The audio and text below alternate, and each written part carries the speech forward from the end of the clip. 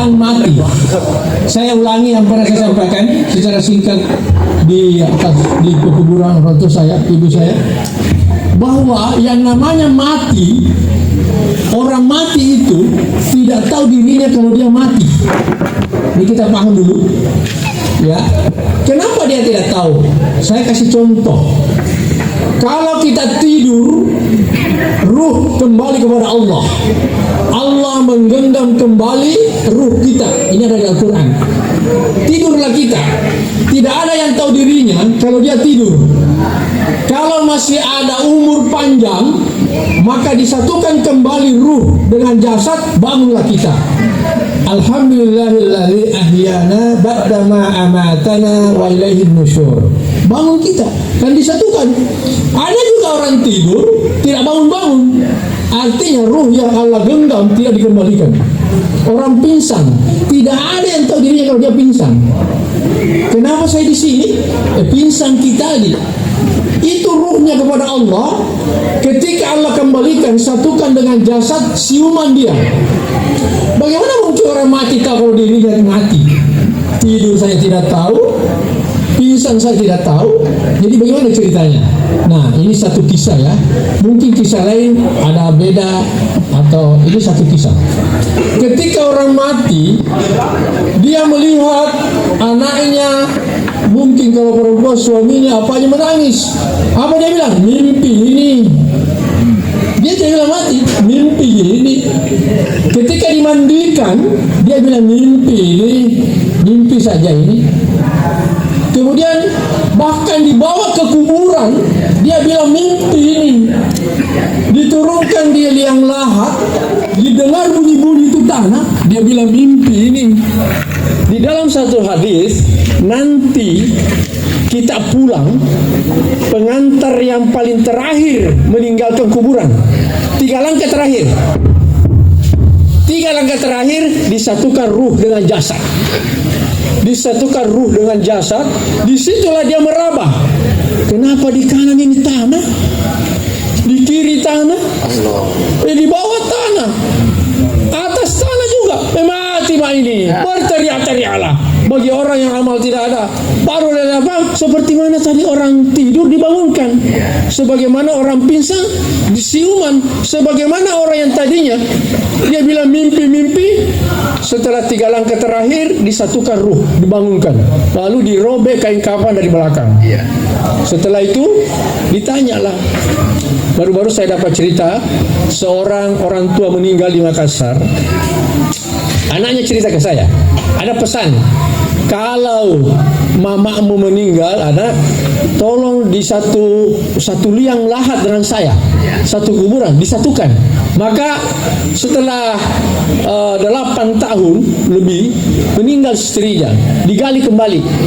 Apa yang terjadi? Ini kain kafan. Assalamualaikum warahmatullahi wabarakatuh. Waalaikumsalam warahmatullahi wabarakatuh. Innal hamdalillah nahmaduhu wa nasta'inuhu wa nastaghfiruh wa na'udzu billahi min shururi anfusina wa sayyiati a'malina. May yahdihillahu fala mudilla lahu wa may yudlil fala hadiya lahu. Asyhadu an la ilaha illallah wahdahu la syarika lahu wa asyhadu anna Muhammadan abduhu wa rasuluh. Allahumma salli ala Muhammad wa ala ali Muhammad. Qala Allah Ta'ala fil Qur'anil Karim, a'udzu billahi minasy syaithanir rajim. Bismillahirrahmanirrahim. Fa idza jaa'a ajaluhum la yastakhiruna sa'atan wa la yastaqdimun. Qala Nabi sallallahu alaihi wasallam, al-qalb arba'ah, qalbun ajrabu fihi sirajun yazhar, fadhalikal qalbul mu'min, wa qalbun aswadun manqusun, fadhalikal qalbul kafir, wa qalbun aghlaqu marbutun ala gilafihi, Fadzalikal qalbul munafiq wa qalbun musaffah. Bapak-bapak, orang tua kami, saudara-saudaraku sekalian, seluruh senior, paman, sepupu, adik-adik, ananda sekalian, sama-sama kita mendapatkan ridho Allah Subhanahu wa Ta'ala. Yang menyebabkan kita masuk surga nanti adalah karena Allah ridho. Nas'aluka ridhaka wal jannah wa na'udzubika min sakhatika wan nar. Jadi yang menyebabkan masuk surga bukan amal. Kenapa? Karena amal kita terlalu sedikit dibanding dengan nikmat yang tidak bisa dihitung dari Allah.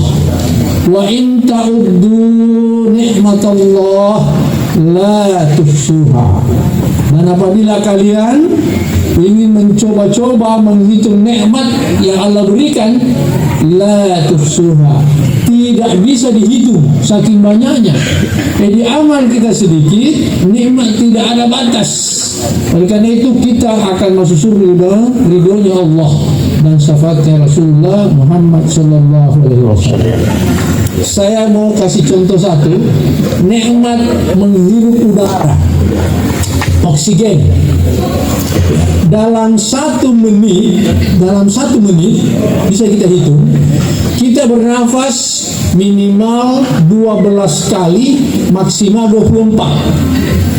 Jadi kalau ada yang mungkin baru lari atau marah, itu lebih banyak bernafasnya.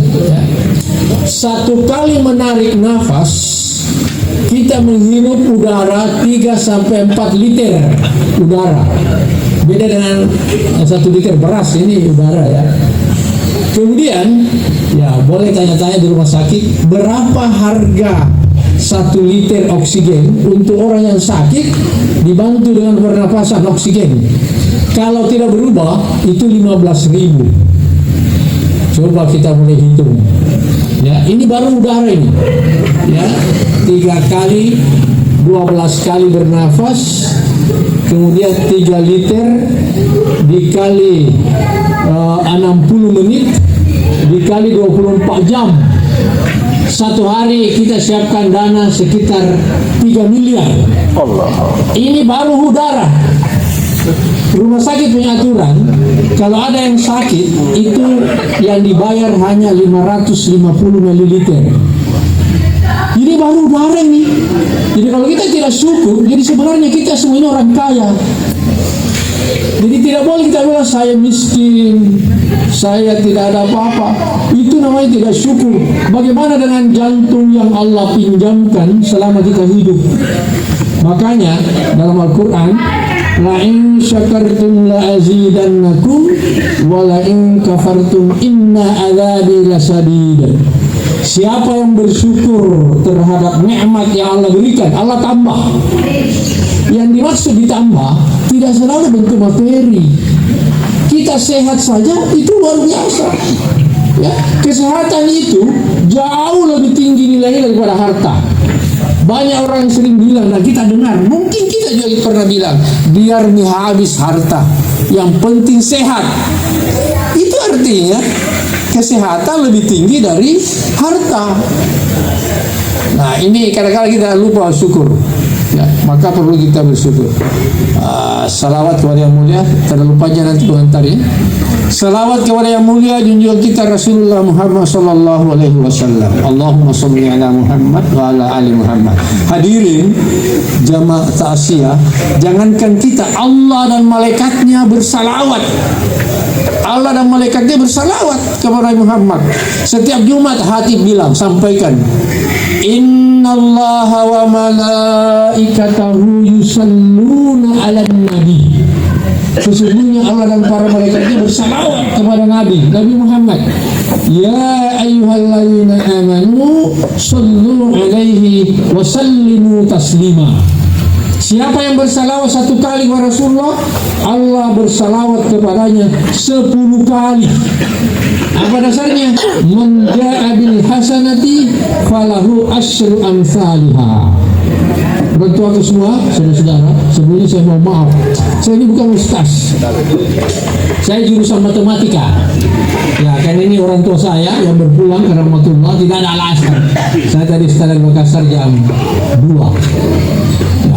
Saya belajar otodidak, tidak pernah mondok. Jadi kalau ada yang salah, mohon para ulama memaafkan dan membetulkan ya. Ya, ini saya pernah ditantang ketika kuliah di Australia. Saya presiden mahasiswa Islam. Ada 50 negara, tapi ada negara 1 orang. Ada brother kita from Sri Lanka, ada di Sri Lanka waktu itu, kalau saya 3 orang. Wakil saya orang Cina, Islam. Sekretaris saya orang Turki, kemudian bendara saya orang Yunani.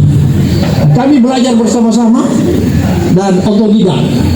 Kembali ke Indonesia ya, saya belajar dakwah, belajar menyampaikan apa yang saya tahu. Oleh karena itu sebelum lanjut saya mohon maaf, mohon dibetulkan. Namanya belajar banyak salahnya. Baik, kita lanjut.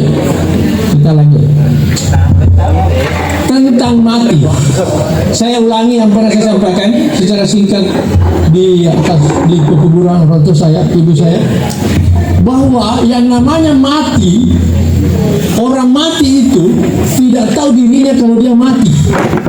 Ini kita paham dulu ya. Kenapa dia tidak tahu? Saya kasih contoh. Kalau kita tidur, ruh kembali kepada Allah. Allah menggenggam kembali ruh kita. Ini ada di Al-Quran. Tidurlah kita. Tidak ada yang tahu dirinya kalau dia tidur. Kalau masih ada umur panjang, maka disatukan kembali ruh dengan jasad, bangunlah kita. Alhamdulillahilladzi ahyana ba'dama amatana wa ilaihin nusyur. Bangun kita, kan disatukan. Ada juga orang tidur tidak bangun-bangun, artinya ruh yang Allah genggam tidak dikembalikan. Orang pingsan, tidak ada yang tahu dirinya kalau dia pingsan. Kenapa saya di sini? Pingsan kita tadi. Itu ruhnya kepada Allah. Ketika Allah kembalikan, satukan dengan jasad, siuman dia. Bagaimana mungkin orang mati tahu kalau dirinya mati? Tidur saya tidak tahu, pingsan saya tidak tahu. Jadi bagaimana ceritanya? Nah, ini satu kisah ya. Mungkin kisah lain ada beda, atau ini satu kisah. Ketika orang mati, dia melihat anaknya, mungkin kalau perempuan suaminya apa aja menangis. Apa dia bilang? Mimpi ini. Dia tidak bilang mati, mimpi ini. Ketika dimandikan, dia bilang mimpi ini, mimpi saja ini. Kemudian bahkan dibawa ke kuburan, dia bilang mimpi ini. Diturunkan dia liang lahat, didengar bunyi-bunyi itu tanah, dia bilang mimpi ini. Di dalam satu hadis, nanti kita pulang, pengantar yang paling terakhir meninggalkan kuburan. 3 langkah terakhir. 3 langkah terakhir disatukan ruh dengan jasad. Disatukan ruh dengan jasad, disitulah dia meraba. Kenapa di kanan ini tanah, di kiri tanah, di bawah tanah, atas tanah juga. Mati ini, berteriak-teriaklah. Bagi orang yang amal tidak ada, baru apa? Seperti mana tadi orang tidur dibangunkan, sebagaimana orang pingsan disiuman, sebagaimana orang yang tadinya dia bilang mimpi-mimpi, setelah 3 langkah terakhir disatukan ruh, dibangunkan, lalu dirobek kain kafan dari belakang. Setelah itu ditanyalah. Baru-baru saya dapat cerita, seorang orang tua meninggal di Makassar. Anaknya cerita ke saya, ada pesan, kalau mamamu meninggal, anak, tolong di satu liang lahat dengan saya, satu kuburan, disatukan. Maka setelah 8 tahun lebih meninggal istrinya, digali kembali. Apa yang terjadi? Ya, ini kain kafannya saja tidak ada berubah, masih warna putih. Subhanallah. Jangankan hancur, ya. Jadi dia penasaran, diraba-raba tangannya bapaknya, utuh, masih segar, seperti baru saja dimakamkan.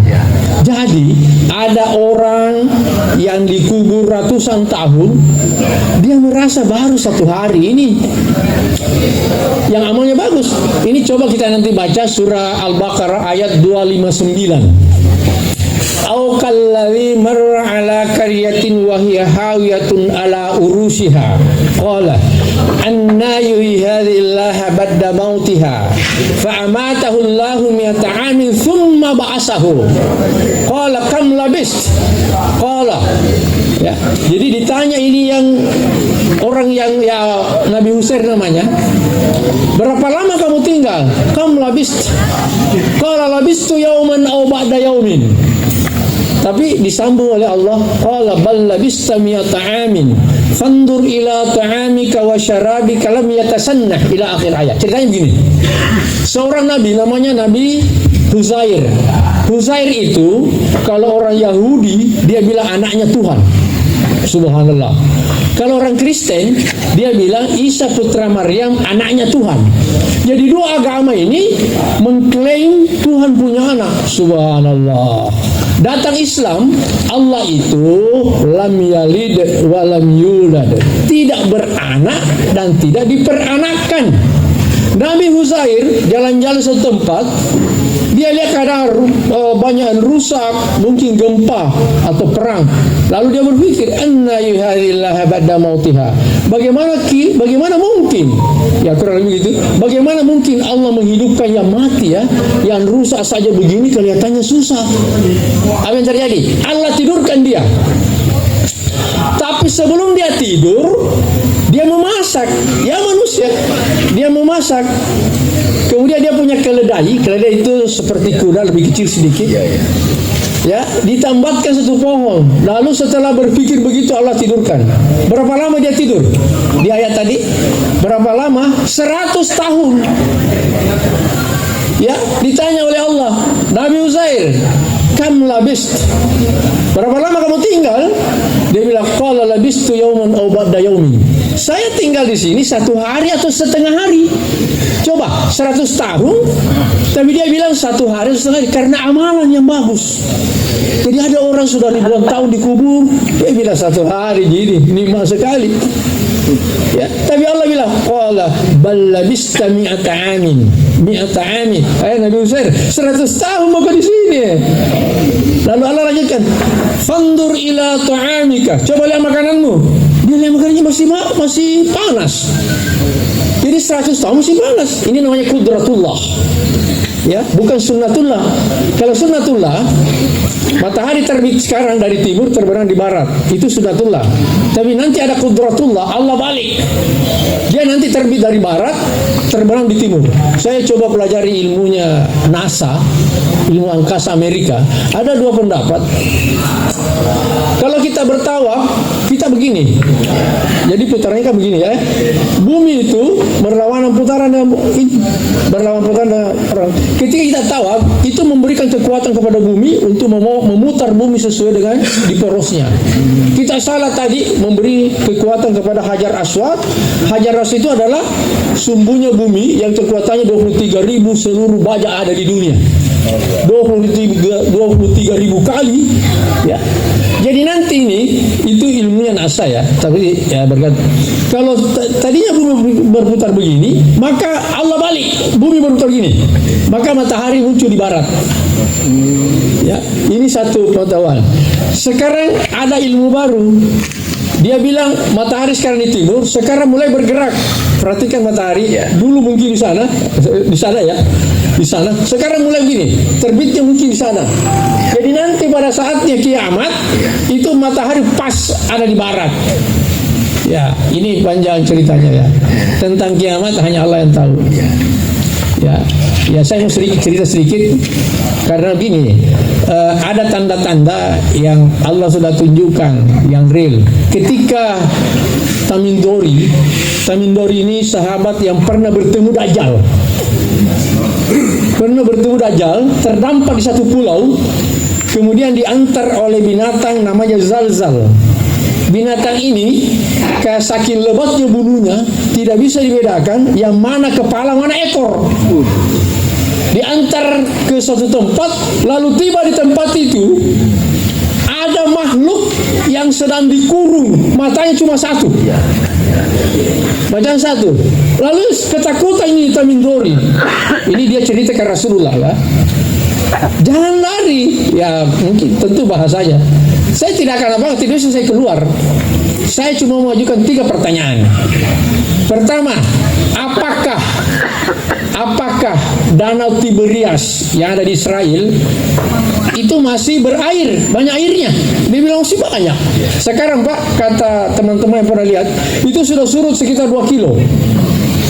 Sekarang ya, waktu itu Tamindori ya berarti 1400 tahun yang lalu. Yang kedua, apakah kurma di daerah Baisan masih berbuah? Dia bilang masih. Saya pas waktu itu mau buka puasa, mungkin 5 tahun lalu atau lebih, saya hidupkan TV, saya lihat di syuting itu kurma live, sudah hangus semua, tidak ada lagi yang hidup, hangus semua daun-daunnya. Yang ketiga, apakah mata air Sugar masih mengeluarkan air? Dia bilang tadi masih. Kalau begitu masih lama saya keluar ya. Tapi itu 1400 tahun yang lalu. 1400 tahun yang lalu itu Dajjal. Rasulullah mendengar itu, lalu dia katakan, itu yang kau ketemu Dajjal. Nah, jadi pasti akan keluar itu. Ada saatnya. Ya, seperti mana Yajuj dan Majuj. Yajuj itu keturunannya Nabi Nuh. Nabi Nuh punya 3 anak. Pertama namanya Sam, yang putih-putih, termasuk kita. Yang kedua Ham. Ham itu yang hitam-hitam, kayak negro. Mungkin orang Iran yang negro-negro. Kemudian yang ketiga Yafit. Yafit itu punya keturunan namanya Yajuj Majuj. Karena dia merusak bumi, maka dikurung oleh Iskandar Zulkarnain. Jadi 2 penguasa putih di bumi, 2 penguasa hitam. Yang penguasa putih itu adalah Nabi Sulaiman dan Iskandar Zulkarnain. Dia yang kurung Dajjal. Kalau kita penasaran, saya dulu penasaran waktu SMA, bagaimana caranya Iskandar Zulkarnain begitu hebat? Ternyata lengkap di Al-Quran, dibimbing oleh Allah, membuat campuran baja apa untuk mengurung Ya'juj Ma'juj. Lengkap di Al-Quran. Ya. Kemudian penguasa hitam juga ada 2, Raja Namrus dan Fir'aun. Ya, jadi memang begitu. Nah, begitu pula mati dan hidup kembali. Jadi ada orang dikubur sudah ratusan tahun, ya bahkan lebih, tapi dia bilang 1 hari ini, setengah hari saking nikmatnya dikubur. Untuk orang yang imannya bagus. Pemuda Al-Kahfi dicerita dalam Quran itu tinggal di gua selama 309 tahun. 309 tahun. Ya. Jadi ada 6 anak muda, 3 di kanannya raja, 3 di kiri. Tidak boleh raja mengambil keputusan kalau 6 anak muda ini tidak setuju.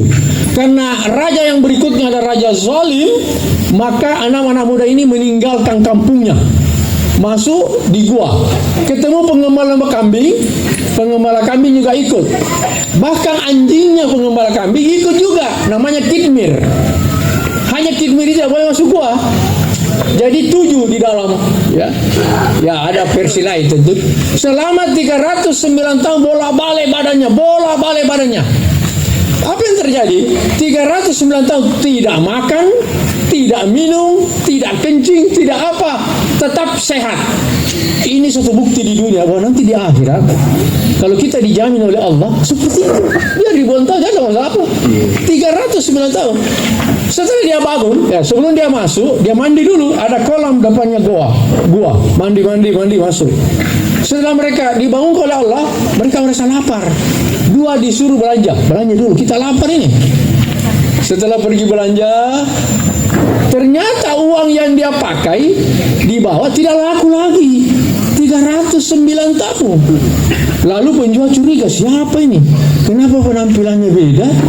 Kemudian pokoknya tidak sama dengan pakaian orang sekarang. Lalu curiga ya, tidak laku nak, ini uangnya saya sudah dengar cerita berapa ratus tahun lalu. Nah, kisah ini begini.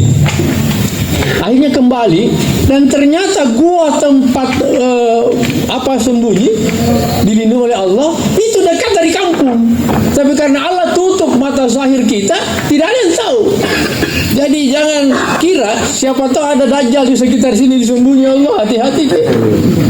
Bisa jadi itu. Allah rahasiakan, nanti keluar. Ya. Jadi ini rahasia Allah dan ini kisah-kisah seperti ini ya, tidak boleh kita ragu sedikit pun karena ada di Al-Quran, ada hadis. Kalau kita ragu sebaiknya syahadat kembali, bahaya syahadat kita itu ya. Baik, kita lanjut ya, mungkin tidak lama ya karena saya mau balik lagi ke Makassar ini. Bapak sekalian, orang tuaku yang saya hormati, muliakan semuanya, kembali ke cerita tentang mati. Sebelum kita mati pindah alam, kita sudah ada pengalaman tinggal di 3 alam. Dulu sebelum kita dihamilkan, kita tinggal di alam ruh. Kita tinggal di satu alam namanya alam ruh. Setelah itu pindah di perutnya ibu, alam rahim, itu alam kedua. Nanti semakin pindah alam, semakin lama masanya. Alam ruh sekejap.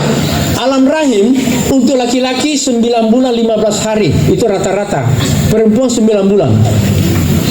Kemudian di rahim ini kita tidak butuh tangan. Tidak ada gunanya tangan. Tidak ada gunanya mata. Tidak ada gunanya semua. Kenapa? Karena alamnya lain. Namanya alam rahim. Setelah lahir beda lagi.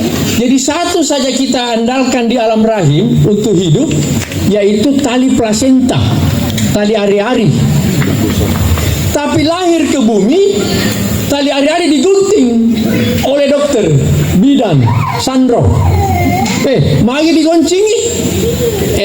Lino, tenan alam rahim. Jadi makke guna nih roh jarita, lain alamnya. Makke guna ni matatta, makke guna ni ajeta. Na rekomate ki matu, de gaga makke guna mana ro matatta. Lesi dia lagi diperluangi, keperluan tak lain lagi. Amal iman. Jadi buat memang sekarang iman amal. Kalau ada orang cacat di perutnya ibunya, satu tangannya dia lahir di dunia tidak bisa dia perbaiki lagi sampai dia mati. Begitu pula amal yang kita dapat. Kalau sedikit kita buat, iman tidak mantap, kita akan masuk di kubur dengan seperti itu saja kita bawa. Memang semua orang Islam akan masuk surga. Semua akan masuk surga. Rasulullah bilang, kullu ummatin yadkhulunal jannah. Semua umat itu akan masuk surga, illa man aba, kecuali yang tidak mau. Nah, kemudian sahabat bertanya, qalu ya Rasulullah wa may ya'bah. Ini hadis ini bisa juga dibalik. Ada juga yang mengatakan, qalu wa may ya'bah ya Rasulullah. Siapa yang tidak mau surga Rasulullah? Kemudian dijawab, qala man ata'ani dakhalal jannah wa man asani faqad aba. Siapa yang taat,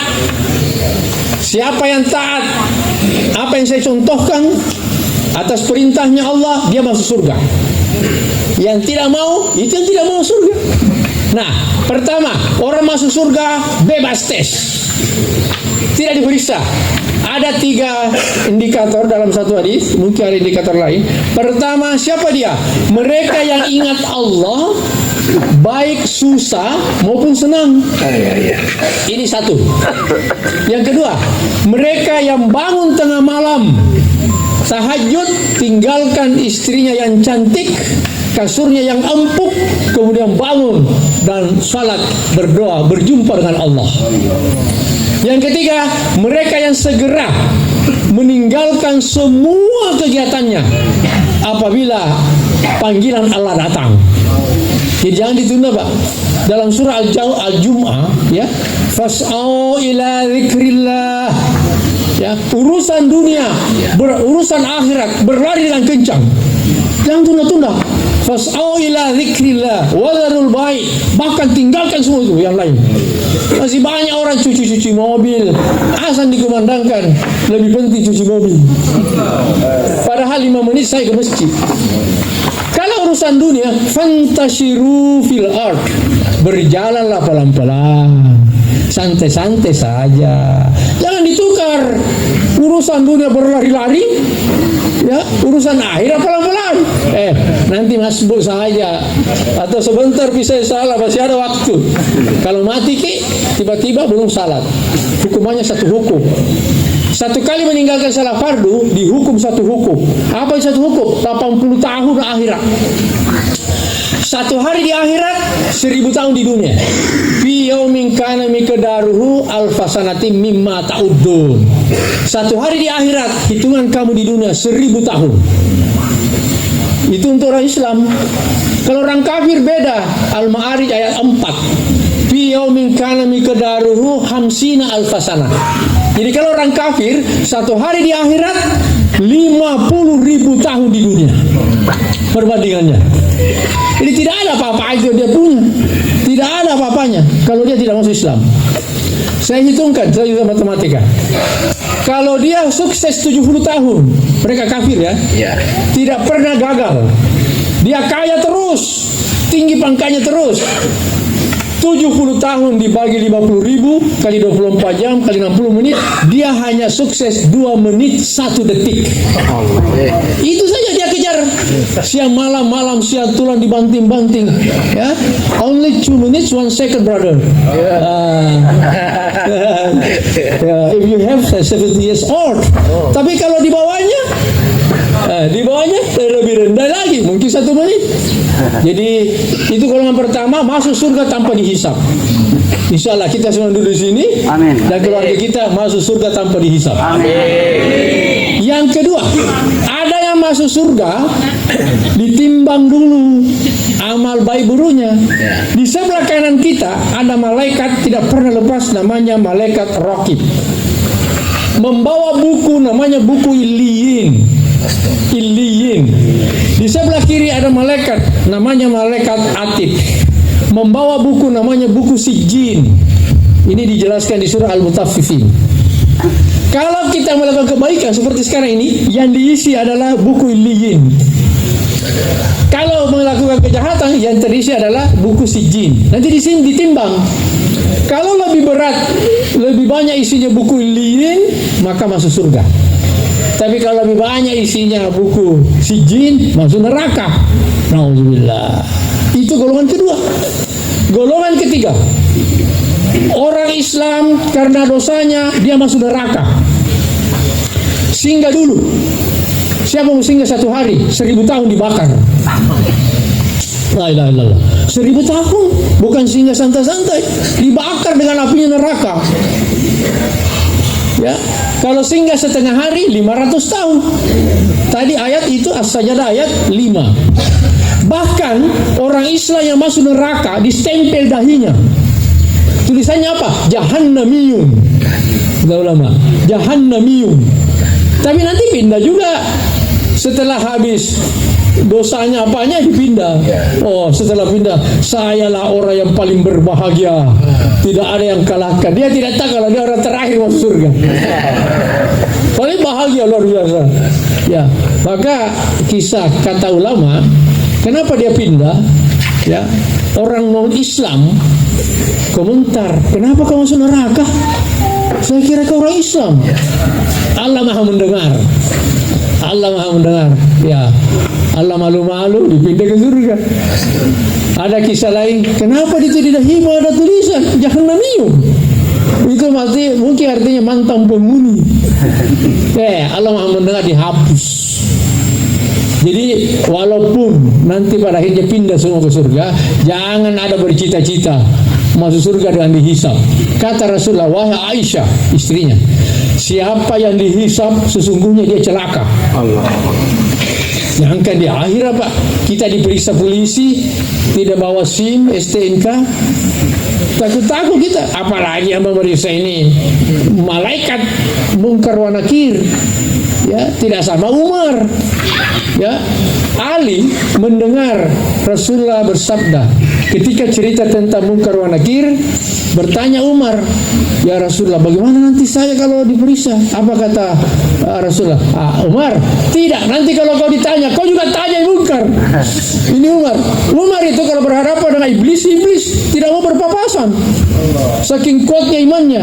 Maka Ali dengar, pasti ini benar. Setelah pulang penghantar, ini sudah wafat ini Umar. Tapi saya minum dulu. Ya. Itu tisu di samping. Kalau bukan jauh ustaz jadi. Jangan dulu. Tisu. Ringan. Jasnya dulu. Coba beri. Usahakan Pak ya, jangan ada minum berdiri dan jangan pakai tangan kanan dan tangan kiri. Iya. Nah, ini kisah nyata. Ada orang dia minum pakai tangan kiri, berteriak temannya di depannya, jangan. Dia larang. Kenapa? Maaf. Dia lihat langsung, Allah perlihatkan yang dipegang itu padahal gelas atau botol, burungnya setan dipakai minum. Jadi jangan kalau ada minum kiri, tangan kiri, apalagi berdiri lagi. Maaf ya, burungnya setan sana, ya. Baik, ke Umar. Jadi saking yakinnya ini sahabat kepada Rasulullah sabdanya, apa yang Rasulullah sampaikan pasti dia benar. Suatu ketika Ali diberitahu, Ali, nanti yang bunuh kamu dari kafilah ini, anaknya ini, namanya ini. Ya, dia tahu. Lalu teman dia, sahabat bilang, Ali, bunuh saja itu. Kan kau tahu orangnya tuh. Coba, bunuh itu Ali. Dia bilang, Ali apa? Kalau saya bunuh, siapa bunuh kah? Coba yakinnya. Karena pasti dia benar itu yang bunuh. Saking yakinnya, kalau saya bunuh itu, siapa yang bunuh saya?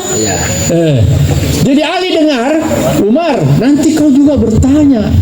Kalau kau ditanya, singkat cerita, ya berdoa Ali di atas kuburannya Umar, ya Allah, perdengarkan, maka atas izin Allah, ketika ditanya Umar, ini kurang lebih cerita ya, Man Rabbuka, siapa Tuhanmu? Apa kata Umar? Kau siapa Tuhanmu? Sama-sama ke makhluk. Kau makhluknya Allah, saya juga makhluknya Allah. Siapa itu Muhammad? Jangankan Muhammad, ini tiap hari saya sama-sama. Lalu mengada ini mereka mungkar nakir. Siapa ini Allah? Dia bilang itu Umar. Sama Rasulullah aja coba-coba.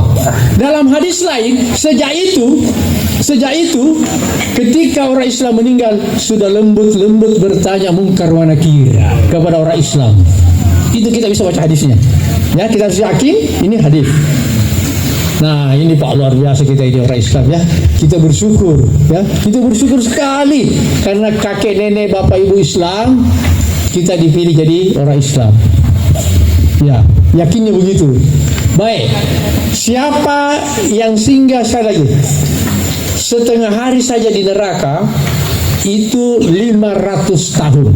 Ada teman dosen dari Gorontalo. Saya dengar ceritanya, penasaran saya. Dia kuliah di ITB.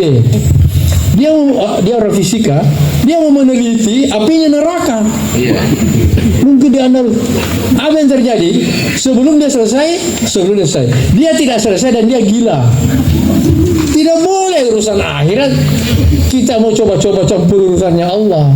Saya ketemu langsung di Manado, karena saya penasaran mana orang ini. Bukan gila serius, tapi sudah tidak normal. Tidak bisa kita teliti itu apinya neraka, masa apinya neraka mau teliti? Apinya dunia saja tidak sanggup kita teliti dan sempurna. Bagus sekalian, ya. Ini bagian-bagian terakhir ya. Kembali tadi ke orang yang tinggal di kubur bertahun-tahun, ratusan tahun, ribuan tahun, tapi kain kafannya pun tidak berubah warnanya. Mungkin kita pernah baca bagaimana kisahnya seorang ulama besar dari Banten, namanya siapa ya, saya lupa. Digali juga kuburnya di Madinah, di pekuburan Baqi, itu tidak berubah kain kafan. Imam Nawawi Al-Bantani, ya, karena di Baqi itu setiap 3 tahun itu kuburan diratakan kembali untuk ditanami mayat baru. Jadi tidak ada tanda. Saya pernah masuk dan bertanya, yang mana kuburnya Siti Hadijah? Oh, tidak tahu, karena setiap laskarnya bilang setiap 3 tahunan digusur ini untuk ditanam lagi. Jadi ini juga persoalan di Indonesia. Sekarang ini ada yang sampai puluhan juta. Bagaimana nanti orang miskin yang meninggal? Saya lihat di Australia itu, di Australia orang Islam yang dimakamkan itu disusun ke bawah. Ada sampai 5 orang bersusun keluarganya. Memang ada alat khusus, mungkin kakeknya, nanti di atasnya lagi neneknya. Jadi satu lubang bisa 5. Coba lihat di Indonesia sekarang, jadi masalah kan ini. Di samping tanahnya pakai yang luas, ini dari segi kesehatan kurang bagus juga. Makanya pemerintah harus berpikir. Ada adinda saya, Pak Camat, mungkin perlu disampaikan ke Pak Bupati. Kita mulailah di Bone ini memberi contoh ke kabupaten lain.